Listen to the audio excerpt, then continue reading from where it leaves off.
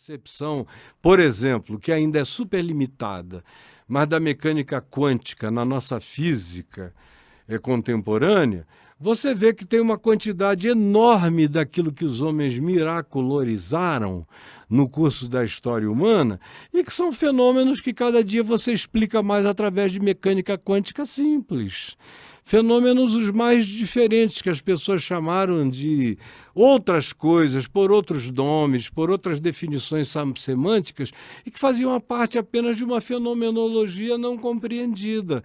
Então, Jesus nunca teve que violar nenhuma criação, nenhuma ordem criada para fazer qualquer coisa. Ele só usou todas as coisas que nele mesmo foram criadas, que no Cristo eterno foram criadas. Esse Cristo que ele apresentou para os sentidos humanos, para os significados humanos, para a percepção humana, com as linguagens humanas, com as arquetipias humanas que pudessem ser compreendidas por alguns, decantadas, decifradas e, quem sabe, explicadas e, quem sabe, também entendidas por muitos outros. Mas é apenas dentro desse fenômeno que nós estamos o tempo todo. E isso permeia todos nós, a gente sabendo ou não sabendo, crendo ou não crendo.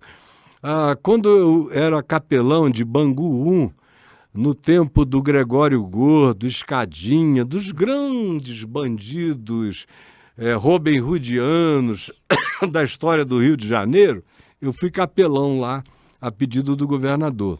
O que é um capelão, só? Desculpa. O capelão é aquele cara que atende, é um confessor, é um cara que vai lá trazer um consolo, um conforto. Eu era um pastor que ia toda terça e toda quinta-feira à tarde ouvir o que eles estavam querendo dizer, e o coração deles, e ajudava as mulheres, os filhos. Eu fazia uma quantidade enorme de obras sociais no Rio e no Brasil, e eu ajudava demais os filhos, botava os filhos nas escolas, ajudava as esposas a se desintoxicarem nas clínicas, fazia aquilo tudo e ouvia eles.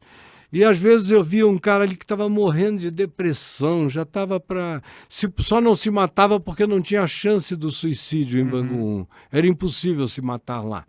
Então, eu via aquilo tudo e eu me lembro que tinha um cara, todo dia quando eu chegava, eram 4 pavilhões. Eu dizia, como é que é, gente? Aí eles vinham, me abraçavam, me beijavam. Não eram muitos em cada pavilhão, eram 48 pessoas ao todo e 12 apenados em cada pavilhão daqueles dos quais nunca ninguém jamais fugiu. Então eu chegava lá, eles vinham com aquele carinho, com aquela carência toda, e eu começava a falar a eles sobre Jesus, sobre paz, sobre o fato de que mesmo presos eles podiam experimentar liberdade interior e como é que eles alcançariam isso. E tinha um cara que sempre ficava de longe, com a cara muito fechada assim para mim, era o único daqueles 48. O apelido dele era Russão. E aí um dia eu cheguei e falei, Russão, por que você nunca vem aqui para sentar na roda com a gente, cara? Porque eu não creio em Deus, reverendo. Eu não creio em Deus, reverendo. Falei, qual é o problema de você não crer em Deus?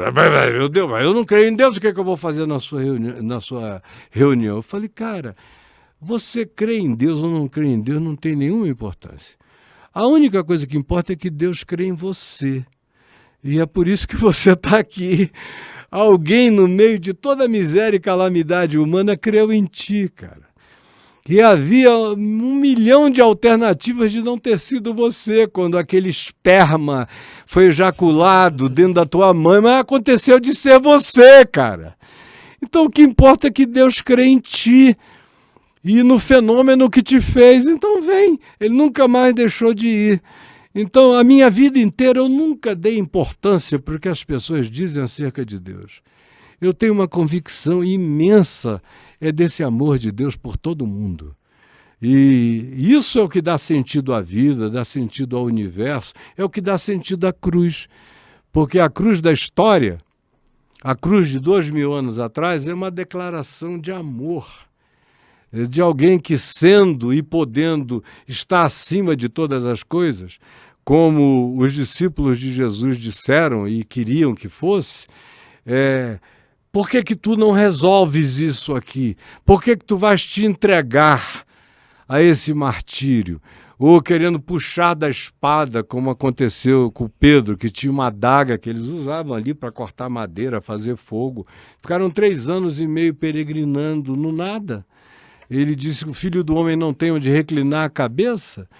Então, não era porque eles tinham saído para a guerra, era só funcionalidade. Aí Pedro, quando Jesus é preso, puxa da adaga e corta a orelha do servo do sumo sacerdote.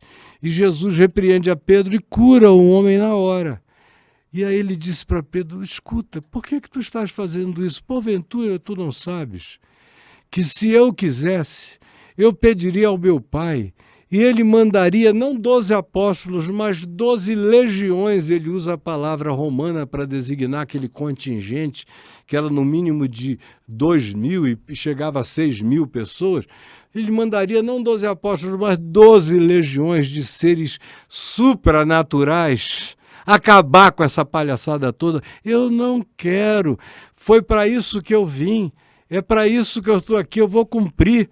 Como quando os gregos, lá em João 12, chegaram a Jesus e vieram de Edessa, na Grécia, em nome do rei de Edessa, convidando Jesus para ir para a Grécia. E disseram a Jesus, olha, aqui tu vais morrer, esse pessoal não tem cabeça para lidar contigo.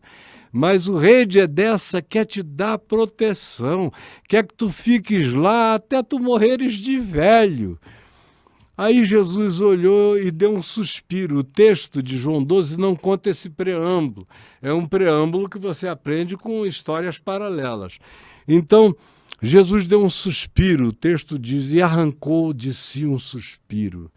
E disse, em verdade eu vos digo, que se o grão de trigo caindo na terra não morrer, fica ele só. Mas se ele morrer, ele produz muito fruto. Ele pegou o grãozinho de trigo e falou, vão me matar? Vocês vão ver o que vai acontecer. Como esse negócio vai explodir. Para além até da admissão e do conhecimento. De modo que igreja que carrega a presunção da sua pergunta inicial, da dominação de Deus, da domesticação divina, não entendeu até o dia de hoje o que o Santo Agostinho disse. Ele, que era um bispo lá em Hipona, falou, a igreja que nós conhecemos, essa igreja que se apelida de Congregação de Deus, tem muitos aos quais Deus não tem. Ao passo que Deus tem muitos aos quais a igreja nunca conheceu, nem conhecerá e nem estão nela. Então,